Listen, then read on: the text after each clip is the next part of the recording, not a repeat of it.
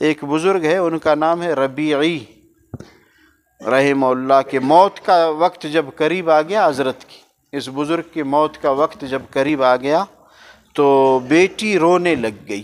بیٹی ہے، عورت ہے، وہ بیٹھ کے ابا کے ساتھ رونے لگ گئی. تو حضرت نے فرمایا اے بیٹی رو نہیں، بلکہ یوں کہو کہ خوشخبری ہو، کتنا اچھا یہ وقت ہے کہ میں اپنے اللہ سے ملاقات کے لیے جا رہا ہوں. عجیب تعلق نہیں ہے جی؟ بہت عجیب. یہ محنت چاہیے، تڑپ چاہیے، لگن چاہیے. ایک عورت تھی جو بڑی نیک تھی، وہ کہا کرتی تھی وہ عورت، اگر مجھے موت کہیں بکتی ہوئی مل جائے، مجھے موت کہیں بکتی ہوئی مل جائے کہ کوئی موت بیچ رہا ہے، تو میں اللہ سے ملاقات اور محبت کی شوق میں اس موت کو خرید لوں. اللہ اکبر. ہم اتنا نہیں کر سکتے، کم از کم کچھ عبادت میں شوق اور شغف تو پیدا کریں. کیا خیال ہے جی؟ موت سے بیزار ہے، کچھ سجدے تو ہو. وہ تو اپنے وقت میں آئیں گی. اللہ والوں کی عجیب. میں نے ایک اللہ والے کی دعا سنی، یاد ہے مجھے، اللہ ان کے درجات بلند کرے. وہ بہت بوڑھے ہو گئے پھر چلے گئے، ان کی دعا قبول ہو گئی. فرق ہے محبت والوں میں. کچھ ایسے ہے کہ فوراً ملنا چاہتے اپنے محبوب سے، اور کچھ رک رک کے ملنا چاہتے. ہر ایک کی طبیعت ہے.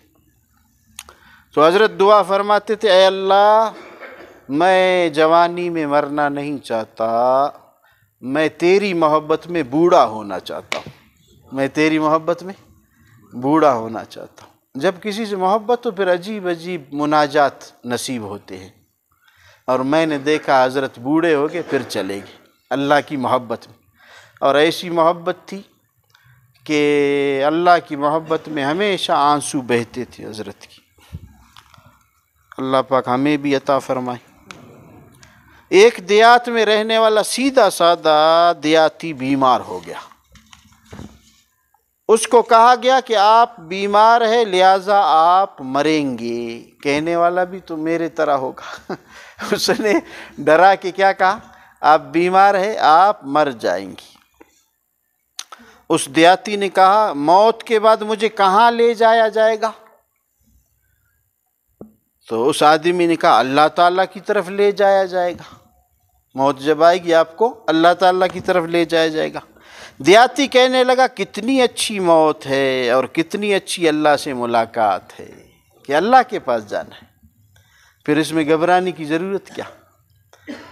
صحابہ کرام فرماتے تھے جنت کی خوشبو احد سے آتی ہے، چلو لڑو کفار کے ساتھ، جاؤ